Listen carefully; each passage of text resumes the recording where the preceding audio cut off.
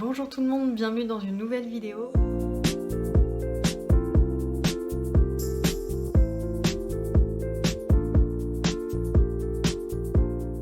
Aujourd'hui, on se retrouve pour un reading vlog un peu particulier. Je vais relire un de mes livres d'enfance et pour être précise, un de mes livres du collège. Il s'agit d'un Cœur grenadine, un été orageux de Janet Quinn Harkin. Donc c'était chez Bayard, voilà une magnifique couverture, pas du tout cliché. Je l'ai retrouvée chez mes parents en fouillant un peu et je me souviens de pas grand chose à part que tous les mecs dans cette collection étaient bruns ténébreux. Voilà. On va redécouvrir ensemble ce merveilleux résumé.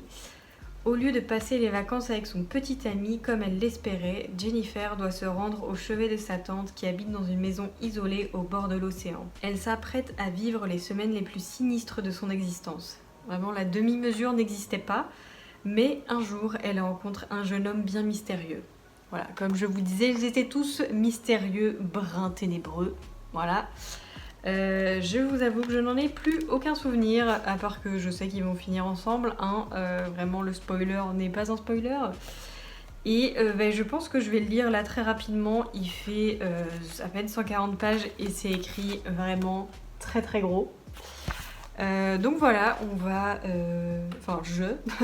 je vais le lire en vous spoilant absolument tout. Je pense que personne n'aurait envie de lire ce roman. Donc voilà, il y aura des spoils, mais bon, est-ce que vous avez vraiment envie de le lire? J'ai lu le premier paragraphe, c'est déjà cliché. Tu me manqueras, j'attendrai ton retour avec impatience. Pour la 100e fois, je me répétais les paroles de Peter.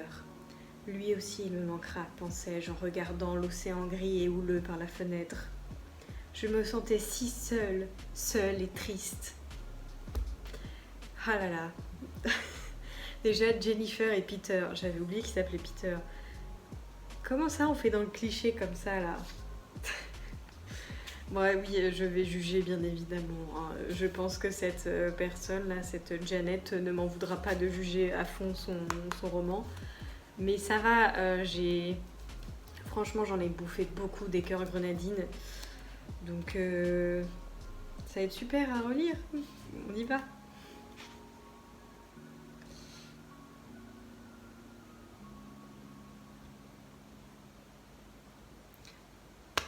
Mais ça continue dans le cliché. Peter était à Chicago et moi à Rockville, chez ma tante, à des milliers de kilomètres de lui. C'était le premier garçon que j'aimais.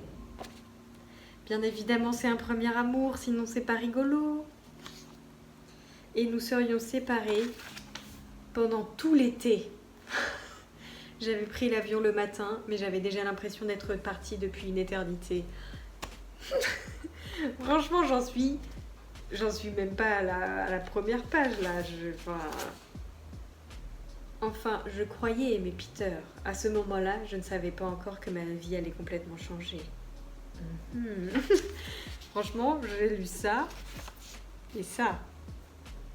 Comptez le nombre de clichés qu'il y a déjà.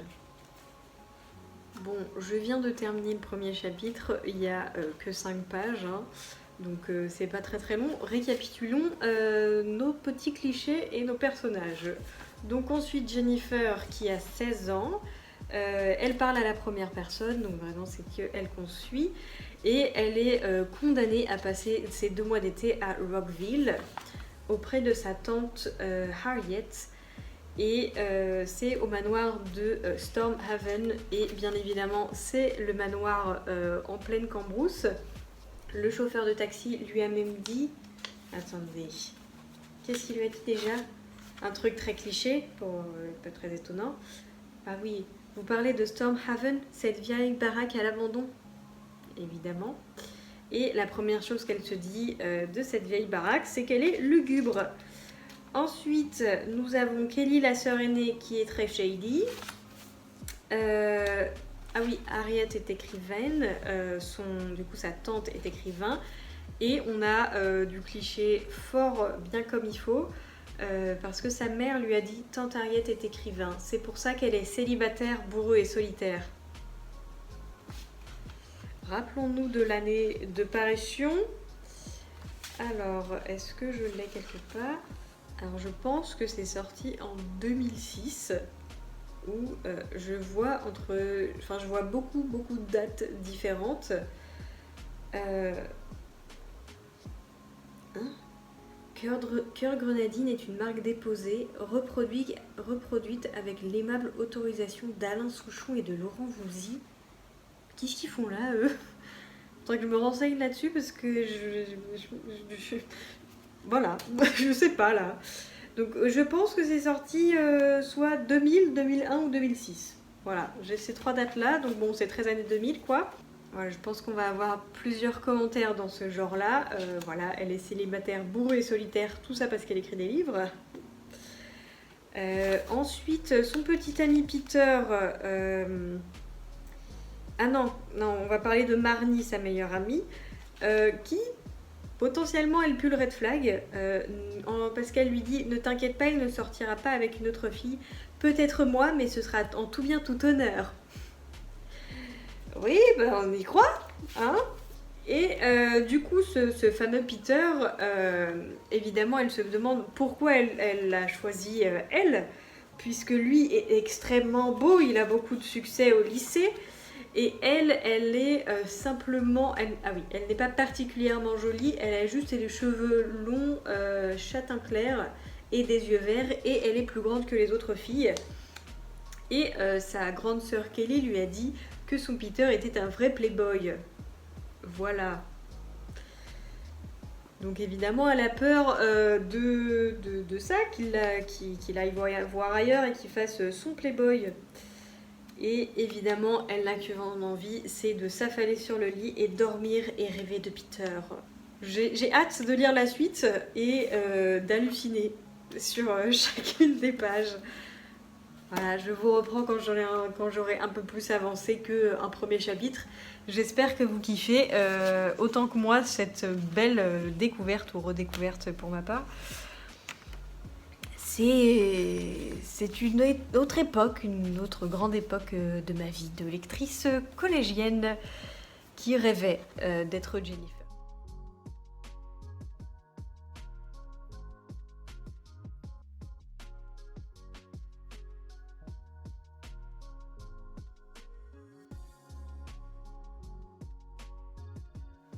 Je reviens vous faire un petit point. Je suis à un tiers du roman. J'ai lu 50 pages, mais bon, il en fait que 140, hein, donc ça fait déjà un tiers. Je me suis finalement munie d'un petit stabilo parce que vraiment je veux faire le bingo du cliché là, parce qu'il y en a vraiment... il y en a beaucoup trop à la seconde. Mais alors au chapitre 2, mon Dieu, qu'est-ce que c'est fourni, hein. Alors déjà, elle va faire une sieste dans sa chambre et a peur parce que elle trouve un jeune homme qui la fixe. Finalement, ce n'est qu'un tableau. Mais en le regardant un peu plus attentivement, elle se dit « Il évoquait un pirate et en même temps il était si romantique.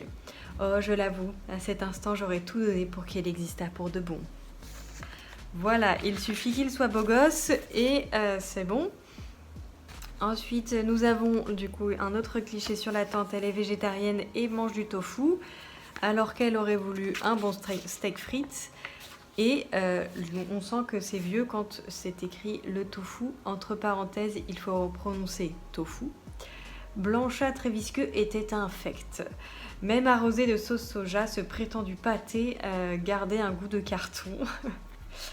Bien évidemment, il n'y a pas de téléphone et cette vieille tante s'écrie « Vous autres les jeunes, vous ne jurez plus que pour ces maudits portables ».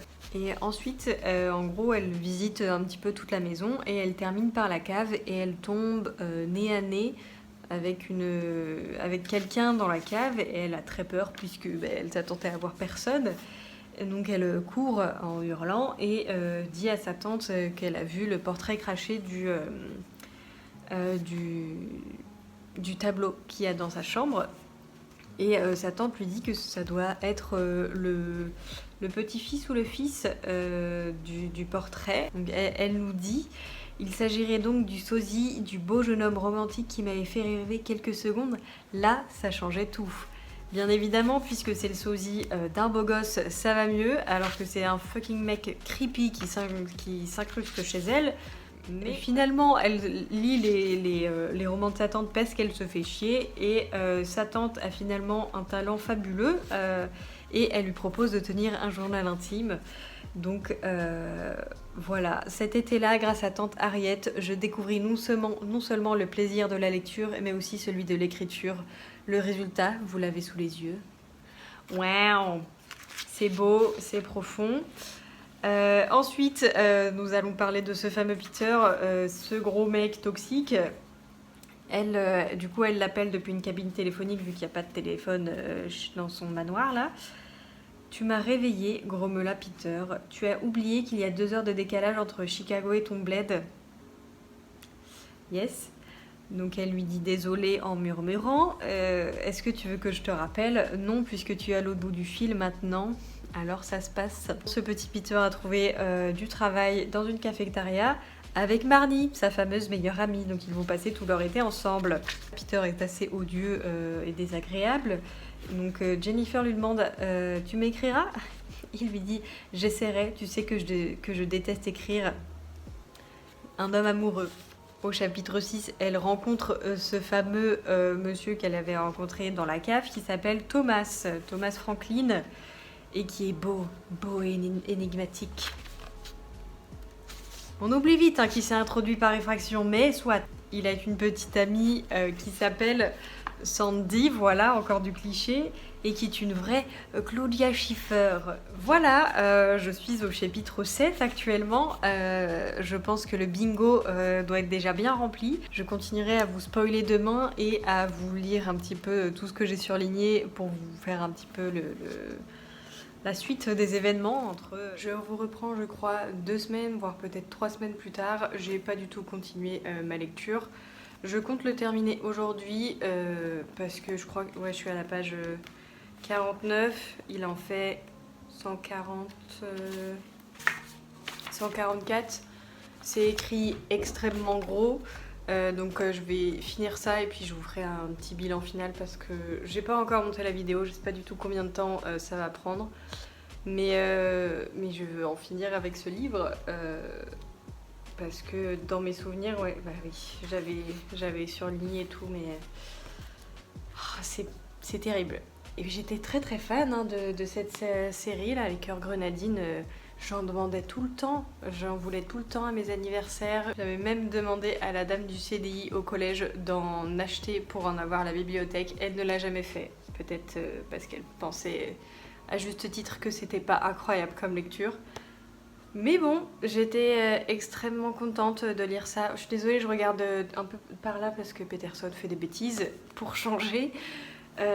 Donc je vais continuer ma lecture et puis vous faire un petit bilan.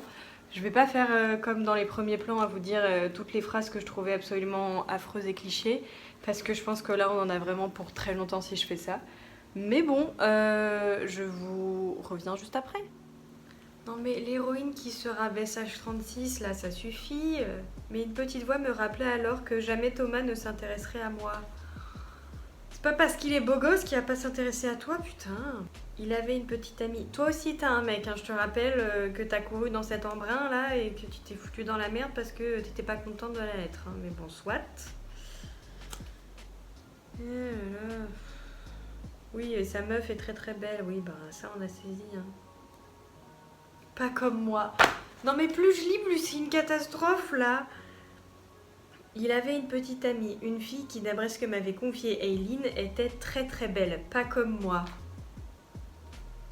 Ça va la victimisation là, Jennifer? Merde, c'est encore moi qui reviens parce que je viens d'assister à une scène extrêmement cliché qu'il me faut vous partager.